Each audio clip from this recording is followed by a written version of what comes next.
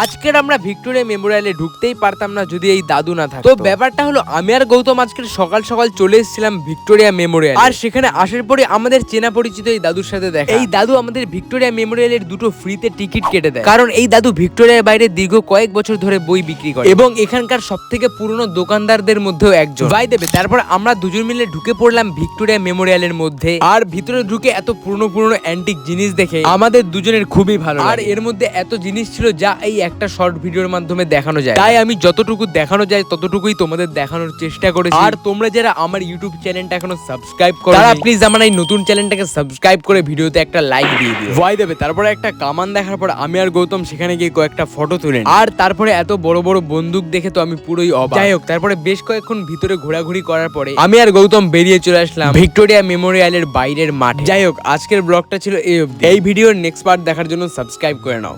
By.